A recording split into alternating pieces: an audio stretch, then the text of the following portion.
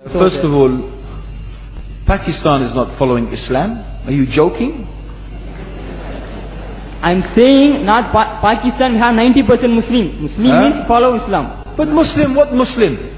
What Muslim? I remember 15 years ago, it's not today and I heard it's worse. 15 years ago I remember going to a wedding in Pakistan. A wedding where men and women were mixing freely. Where the bride was dancing on the stage with all the male members of the family dancing on the stage. I am sure somewhere around, we probably hidden in a corner then, but I hear now it's open, drinking alcohol. What Muslim are we talking about? This was 15 years ago. Now I hear it's even worse. Oh yes, they're Islam. When the bride and the groom are walking to the car, they're holding the Quran over their head for blessing. That Islam? That's not Islam. What Islam is that? That's exactly the thing I'm talking about. That's why Muslims are in such a mess. Because of this nonsense, this hypocrisy, actually they are insulting the Quran by doing that. Amongst all of this haram, they think that the Quran, holding it over their head, is going to bless them because they're holding it. What is that? Where did they get this from? So, I don't know what we're talking about. In fact, this is the problem. You see, the Muslim world itself is so far from Islam. So many you find here in India. Well, I know it's not a Muslim country, but there are lots of Muslims here. But I don't know what sort of Muslim. Most of them go to the dargah and they call upon some dead person in the grave, and they think that by talking to a dead person they're going to have their needs fulfilled.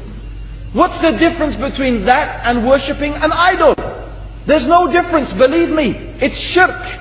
I've seen it myself with my own eyes. I'm praying in the masjid, the adhan goes, the people are praying in the masjid, and the people in the dargah are not coming to the mosque to pray. They're still going around the dargah and making all their whatever the things they do.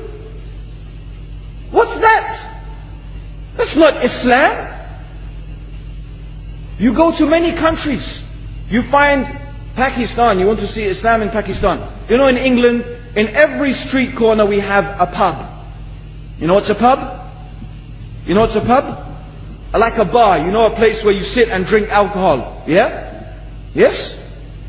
In Pakistan, believe me, they have something worse than that. Yes, worse. On every street they have a picture of a palm. Everywhere you see it, hanging from the windows. They have the picture of a palm. What's that advertising? Something worse than drinking alcohol. An invitation to disbelieve in Allah, that they're going to read your hand and tell your fortune. Shirk. It's shirk. Whoever believes, the Prophet said, sallallahu alaihi wasallam, whoever visits a fortune teller out of curiosity, Allah will not accept their prayers for 40 days. Whoever believes in the fortune teller has disbelieved in Allah and His Messenger. That includes, by the way, horoscopes. Yet you see in Pakistan, a picture everywhere of a hand. Worse than a pub. Worse than a pub. It is better to drink alcohol than make shirk with Allah.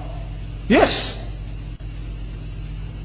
So this is the Muslim countries. You will not find one except they are not doing magic and shirk and kufr, or except maybe one or two you will find. So this is the state of the Muslims. So no wonder we're in the confusion and the chaos. So these are not good examples. And this is really, in fact, the very reason that I'm saying why we are in such a big mess.